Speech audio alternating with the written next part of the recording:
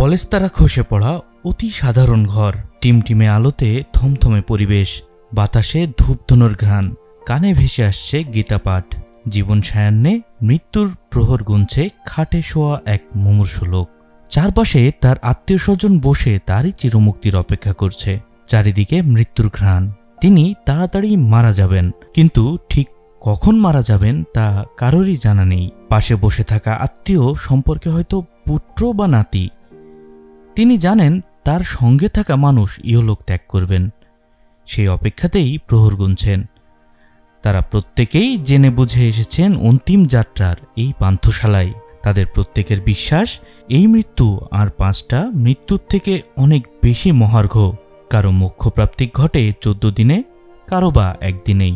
এতক্ষণ যে বাড়িটার কথা বললাম তার নাম কাশীলাভ মুক্তি ভবন। এখানে ধনী থেকে দরিদ্র প্রত্যেকেই আসেন অন্তিম যাত্রার শেষ পান্থশালায় কয়েকটি দিন কাটাতে, নিশ্চিন্তে দেহত্যাগ করতে। বারাণসী, বেনারস বা কাশী ভারতের উত্তরপ্রদেশে অবস্থিত প্রাচীন এক শহরের নাম। শহরটি হিন্দু ধর্মাবলম্বীদের কাছে বিশেষ তাৎপর্যপূর্ণ। মূলত বাঙালিদের কাছে এটি কাশী এবং ভারতের অন্যান্য অঞ্চলের অধিবাসীদের কাছে এটি বারাণসী, বেনারস বা এর নিকটবর্তী কোনো উচ্চারণে অধিক পরিচিত। উত্তরপ্রদেশের রাজধানী লখনৌ থেকে প্রায় 320 কিলোমিটার দক্ষিণ পূর্বে অবস্থিত এই শহরকে বলা হয় ভারতের আধ্যাত্মিক রাজধানী।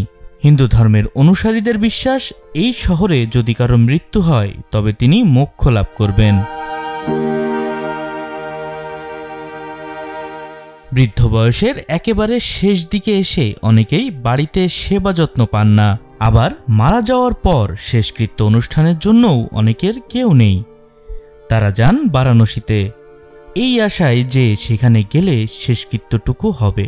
কিন্তু বারাণসীর কাশীলাভ মুক্তি ভবন বা পরিত্রাণ ভবনে জায়গা পাওয়াটা অত্যন্ত কষ্টকর। এই ভবনে ঠাঁই পান তারা যাদের জীবন প্রদীপ একেবারে নিভু নিভু করছে। হয়তো কয়েকদিনের মধ্যেই মারা যাবেন তারা।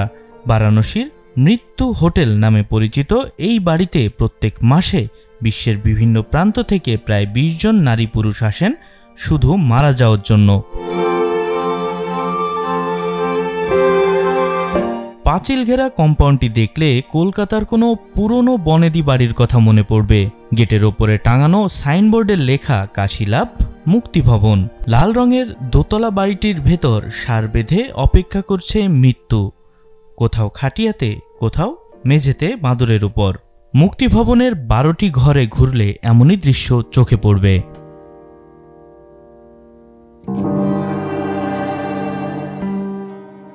গোটা দেশ থেকে লোকেরা এখানে আসেন মৃত্যুর সন্ধানে। বারাণসীর এই মুক্তি ভবনের একটাই শর্ত, 2 সপ্তাহের মধ্যে মৃত্যু না হলে ফিরে যেতে হবে, জায়গা করে দিতে হবে অন্য কোনো মৃত্যুপ্রার্থীকে। হিন্দু ধর্মের মহাকাব্য মহাভারতে এই শহরের বর্ণনা পাওয়া যায়।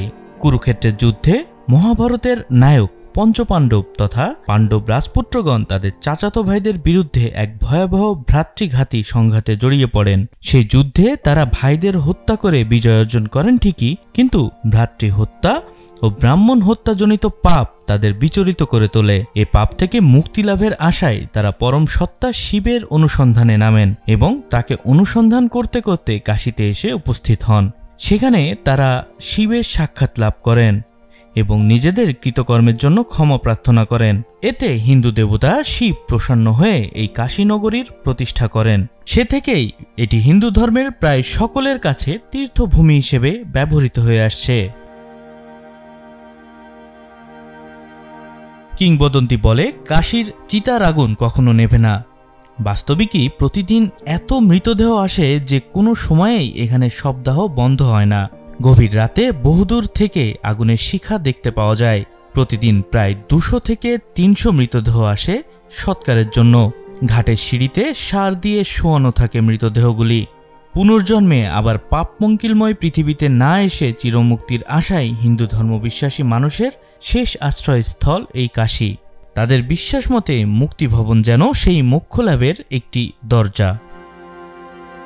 তারেক রহমান বাঁধন, চ্যানেল 24। Thank you.